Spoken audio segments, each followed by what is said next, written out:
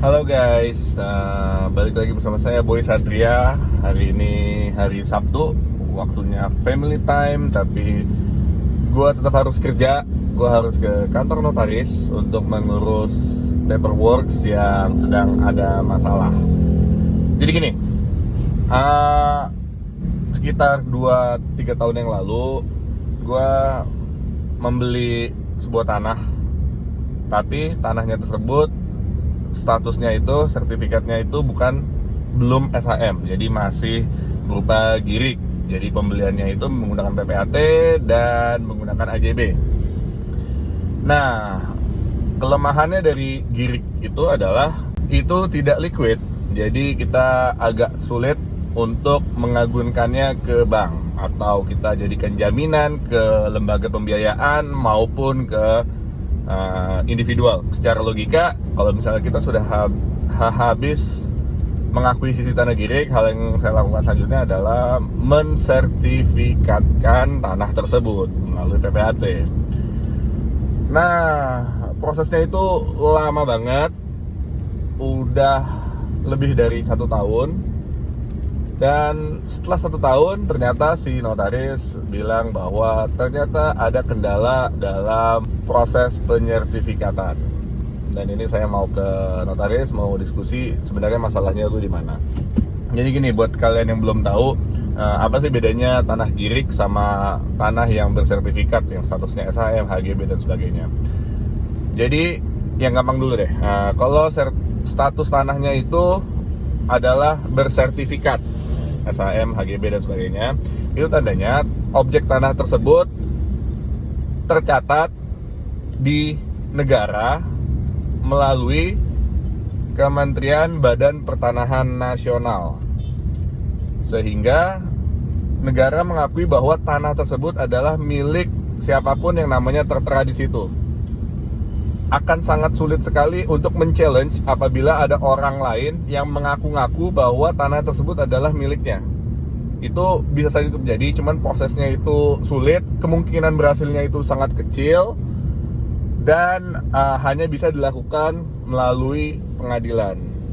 Karena untuk mencapai suatu tanah, agar sampai keluar sertifikat yang tercantum namamu di dalamnya, itu prosesnya itu panjang.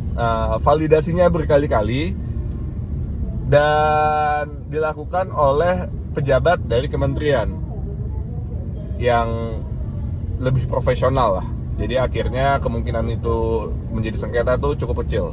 Nah, sekarang kita bicara tanah yang belum bersertifikat, yaitu girik. Jadi girik itu adalah pencatatan sebuah objek tanah yang melakukan pencatatannya adalah kelurahan atau desa setempat. Jadi, bagaimana cara pembuktian bahwa ini tanah ini adalah tanah milik si A?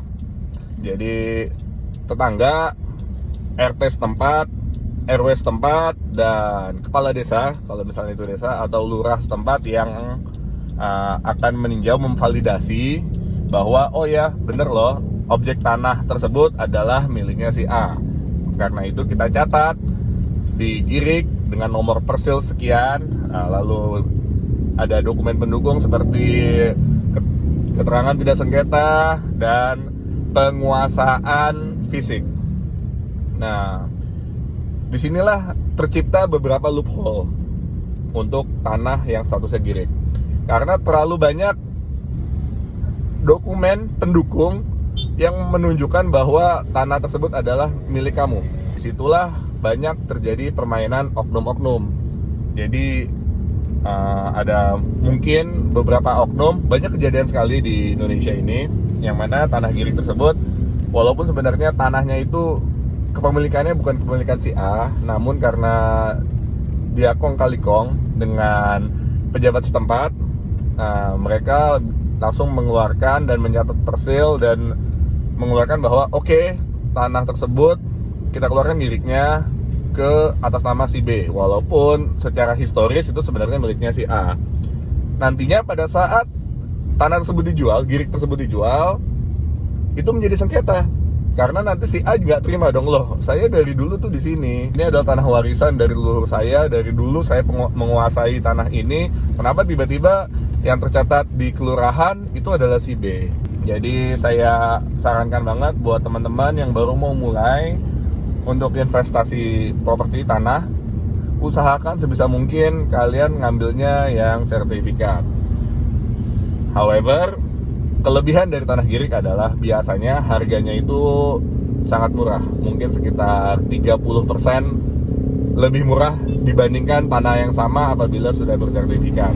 Karena kalau sudah bersertifikat itu udah almost zero risk, hampir resikonya itu hampir nggak ada, dan itu udah jadi clear and clear. Apabila kamu udah membeli, itu jadi miliknya kamu. Kalau misalnya girik masih ada sedikit, atau tergantung daerah, ada beberapa daerah yang banyak oknum nakalnya, resikonya bersengketa itu dalam jual beli tanah girik itu jauh lebih besar dibandingkan daerah-daerah lain. Dan ini kejadian di tanah yang saya beli di 2 tahun yang lalu. Kendalanya itu yang saya dapat terakhir infonya itu adalah pada saat kita jual beli tanah, kalau misalnya tanahnya itu sertifikat, itu kita sebagai pembeli, kita datang ke notaris, PPAT, ketemu penjual, dicek, oh ya tanahnya asli, sertifikatnya asli, bukan palsu, bukan fotokopian dan sebagainya. Bayar, kasih uangnya ke penjual, bayar pajaknya, pajak penjual, pajak membeli, beres, balik nama, terdaftar di BPN. Kalau jual beli tanah girik, kita pertama pembeli ketemu dengan penjual, lalu ketemu dengan PPAT, ada saksinya. Saksinya itu adalah lurah dan sekretaris lurah. Nah, dalam kasus saya udah bertransaksi, udah bayar pajak dan sebagainya. Namun pada saat itu terjadi pergantian kades. Nah, entah karena satu dua hal, si kades tidak mau menandatangani untuk menjadi saksi bahwa transaksi jual beli girik saya antara pembeli, saya sebagai pembeli, dan penjual itu sah. Entah kenapa, saya nggak tahu, dia nggak mau tanda tangan. Dan kalau misalnya itu terjadi, maka proses penyertifikatan dari girik ke sertifikat itu tidak bisa terjadi hanya karena kurang tanda tangan. Dan itu sangat-sangat annoying. Oke, jadi ini jadi pembelajaran yang penting banget.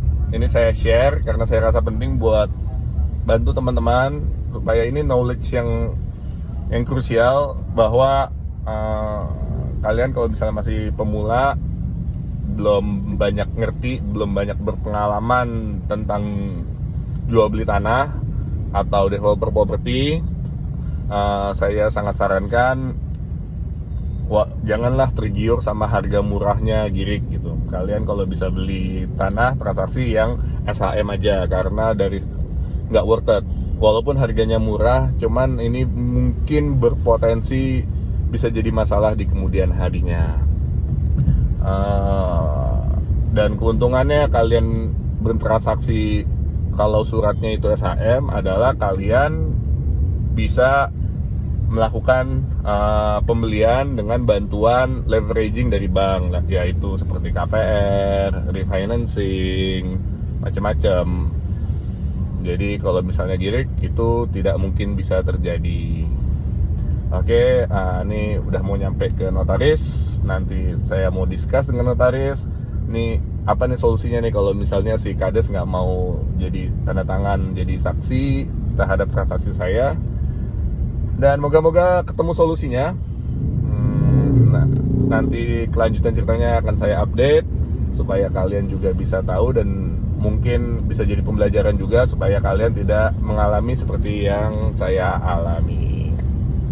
Walaupun sebenarnya ya di kasus saya secara fisik itu nggak ada masalah apa-apa, nggak pernah ada satupun orang datang ke lokasi tanah saya ngomong, Pak ini tuh masih tanah saya. Nggak ada sama sekali. Ini cuma perkara di administrasi paperwork aja. Cuman karena ini terhambat, harusnya saya bisa ekspansi dengan cara nge-refinance tanah tersebut. Apabila tanah tersebut udah SHM, saya bisa refinance ke bank, saya bisa ekspansi. Ini jadi terhambat cuma gara-gara satu hal, tanda tangan doang. Aduh, annoying. Oke, see you di video selanjutnya. Bye bye.